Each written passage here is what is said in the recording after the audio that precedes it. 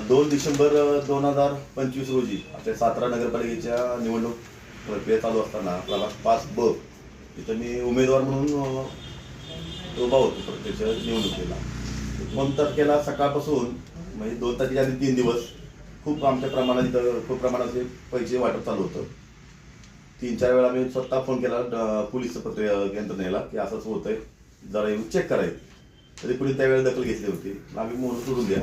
2 तारखेला प्रत्यक्ष आम्ही उमेदवार म्हणून उभा राहिलो गेलो स्वतः. तर तिथे असं वाटत चालू होतं 100 मीटरचा परिघात जो होता, 100 मीटरच्या बाहेर जो बूथ असतो तिथे ॲक्च्युली उमेदवाराची टीम पाहिजे असते, म्हणजे कार्यकर्ते लोक.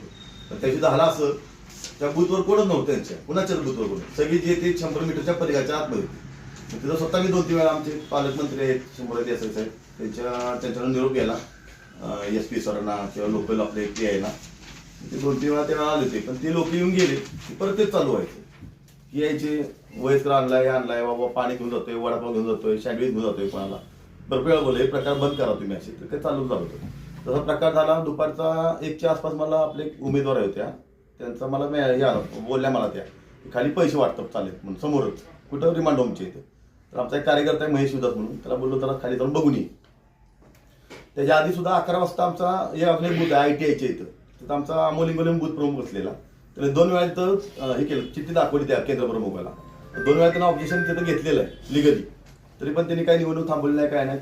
घटना घडल्या 3, त्यातल्या 2 नोंद करून घेतल्या लिगलमध्ये, म्हणजे ऑब्जेक्शन घेतलं. तिसऱ्या घेतलीच नाही. आणि दुपारचा 1 वाजता जी घटना घडली ज्या ITIमध्ये आपल्या रिमांड होमच्या इथं, तो गेला महेश सुद्धा. तिथले 2 आमचे बूथ प्रमुख होते, त्यांना बोललो रिलीफ कर जरा चहा नाश्ताला काहीतरी. आणि तिथून म्हणले तू ये पाठीमागो, पैसे वाटते तर बघून घे. अशी ते दोघांना गेली तिथं. त्यानं बघितलं तर चिठ्ठीचा प्रकार झालेला. तो चिठ्ठी घेऊन दाखवतोय, समोर पकडलंय, व्हिडिओ शूटिंग त्याकडे आहे की केंद्र प्रमाण बोलतोय तो निवडणूक आयोगाचा कर्मचारी त्यांना की तुम्ही तक्रार नोंद करा, हे ऑब्जेक्शन घ्या लवकरात लवकर, नसेल जमत तर पोलीस यंत्रणा बोलवा. त्यात आम्ही कोणी दोन्ही खोले होत्या, खोली क्रमांक 3 आणि 4 दोन्ही खोले त्यांची लोक होती आतमध्ये सर्व बसलेले. असे दिसतात व्हिडिओमध्ये. जिथं जी लोक बसतात निवडणूक आयोगाची लोक, बूथ प्रमुखाची मुलं वेगळी असतात, टीम यांची, त्यांच्या टीमवर त्यांची लोक बसलेत, नातेवाईक बसलेत. असं झालं, अशी घटना घडली होती. 2-3 वेळा तक्रार देऊन सुद्धा तिथे काय झालं नाही. पण शेवटी तो बाहेर आला, स्वतः सांगत होता, पोलिसांना बोलून घेतलं त्यानं. पोलिसांची गाडी तर गेली घटनास्थळी. तरी पण त्या घटनास्थळी जाताना त्या 40-50 जणांनी त्यावर मारहाण केली. जातीला तो शिवाय गाय करून त्याला मारहाण केली.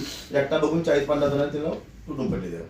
तिथून मग मी तिथं गेलो प्रत्यक्ष तिथं. मी जायपर्यंत पोलीस गाडीमधून तो म्हणजे आमचा कार्यकर्ता महेश उदास ज्याने सांगत होता की त्याला घेऊन गेले.